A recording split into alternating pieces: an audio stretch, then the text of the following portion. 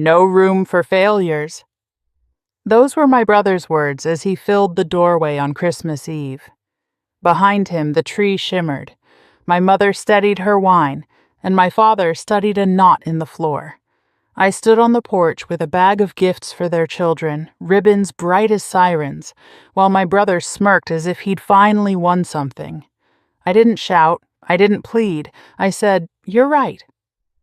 Then I turned, the cold biting through my coat, and walked back to the car. The presents sat in the passenger seat, glowing faintly in the dashlight, a little nativity of my bad habits. Driving home through powdery streets, I let the wipers keep time and felt the old story slide off me like ice from glass. I used to love Christmas. The cinnamon candles, the hush that makes ugly corners look forgiven. But our family's version always required an offering, and I was the one who bled neatly. If a bill was late, I paid it.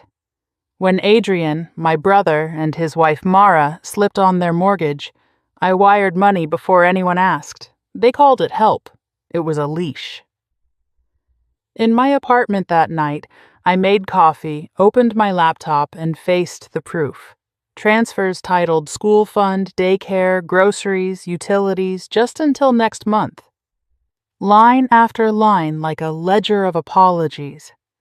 I felt no thunder, only a clean, tired certainty. Cancel, cancel, cancel. 5 minutes to unwind 5 years.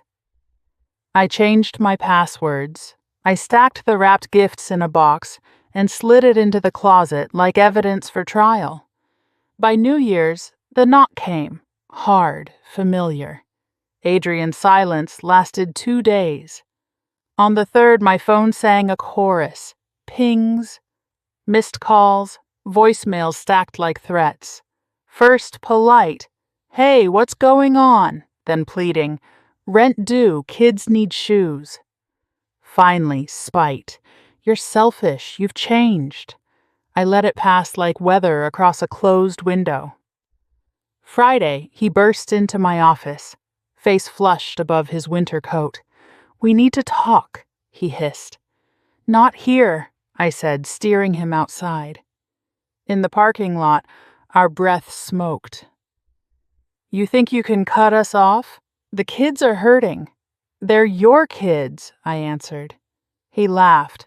"So now you care about responsibility." "I always did. I'm taking mine back." "You can't do this." "I already did." I left him with his echo. 2 nights later, pounding shook my apartment door. Through the peephole, his stare burned. I opened the chain's width. "Stop this," he snapped, palm on the frame. "You're ruining my life." "You ruined it on your own. You have no idea what's happening. You can't walk away from family. Family shows up with respect, not invoices." Before he spit more heat, a voice drifted from the sidewalk. "Adrian, enough."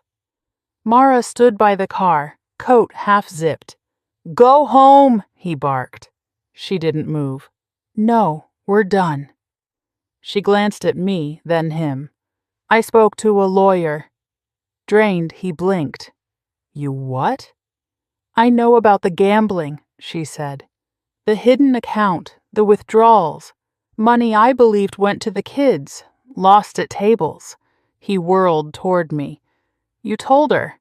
"I didn't have to," I said. Mara lifted a folder. "I did, and I kept copies." He faltered. I opened the door wider. "Mara, come in." Mara stepped inside, hands trembling around that folder. I made tea, cinnamon steam rising like a memory I didn't hate anymore. She stared at the papers. "He told me you owed us," she whispered. "He said you were lucky we needed you." "I was lucky to stop," I said. The next afternoon a call came from a baritone. "Mark Dawson. I'm Mara's attorney. She authorized me to loop you in." At his office, he slid copies across the desk. Transfers from my accounts to theirs, cash withdrawals, casino markers, a hotel bill that read like a joke I wasn't in on. My funds, I said. He nodded. Mara's filing for separation and a protective order. We'll need a brief statement why the payments began when you canceled. For once, the story fit on one page. I wrote it, signed, and walked out lighter. Outside, snow sifted down. It felt like weather, not omen. That night, Adrian called and let his anger rattle my voicemail. I didn't respond. When he finally reached me live, I told him the truth. You used me. The only thing left is your choice. Stop or sink. He hung up on the silence between us. By week's end, Mara and the kids moved in with her sister. She texted a photo of 2 lopsided snow angels. I boxed the gifts and carried them to a shelter. The clerk asked if I wanted a receipt. No, I said. I kept what mattered. In February, my mother phoned to stage another pity play. You've made things difficult for your brother. I made things honest, I said.